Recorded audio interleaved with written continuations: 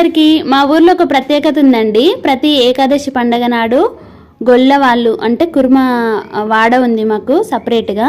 ఆ వాడ వాళ్ళందరూ బోనాలు చేస్తారు బీరన్న దేవుడికి. ఈరోజు కూడా ఆ బోనాలు అయితే చేసిర్రు. చూడండి, అందరూ వరుసగా బోనాలు తీసుకొని వెళ్తారు. యాటలు కోసేవాళ్ళు ముందు వెళ్తారు.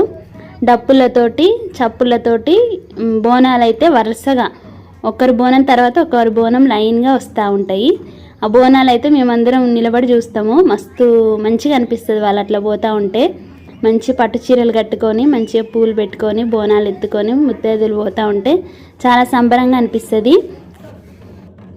ఈరోజు తీర బోనాలు బయలుదేరే టైంకి అయితే బాగా మబ్బు చేసి వర్షం పడ్డదండి. కొద్దిగా ఇబ్బంది అవుతుంది అనుకున్నారు, కానీ ఇక దేవుడి దయ వల్ల మాత్రం ఇక వీళ్ళు బోనాలు వెళ్ళే వరకు అయితే కొద్దిగా వర్షం అయితే తగ్గింది.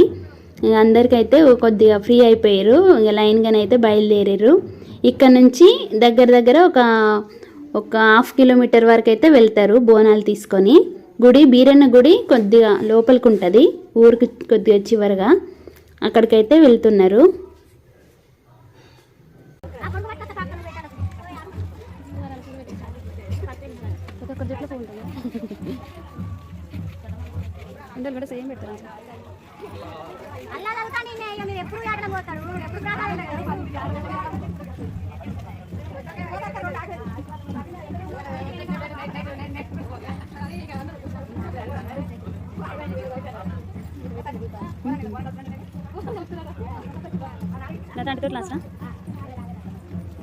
గుడి దగ్గరికి అయితే వచ్చేసినాము. గుడి దగ్గరికి వచ్చే వరకు ఇప్పుడు బోనాలు తీసుకొని వచ్చిన వాళ్ళందరూ బోనాలన్నీ ఆలయం లోపల ఇట్లా వరుసగా పెడతారు.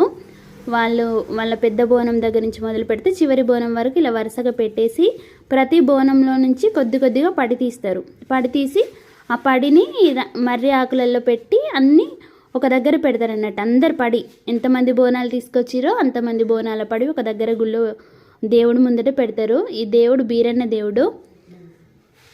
చూడండి, అందరు ప్రసాదాలు చేసుకొస్తారు కదా, బోనం అట్లా తీస్తున్నారు. తీసి అన్ని వరుసగా పెడుతున్నారు. బోనాలు చూడండి, బోనాల పైన కూడా అందరు ఒకటే విధంగా ముగ్గు వేస్తారు మంచిగా చూడ్డానికి.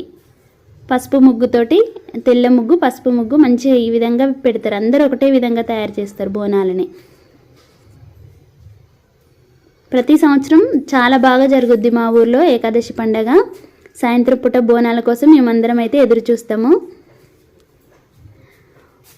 వాళ్ళ పూజ అయిన తర్వాత ఇక మనకు ప్రసాదం అంతా ఇప్పుడు పడిలో పెట్టిన ప్రసాదం అంతా ఒక బొచ్చెలో పెట్టి అందరికీ అక్కడికి ఎంతమంది వచ్చిరో అంతమందికి ప్రసాదం పెడతారు.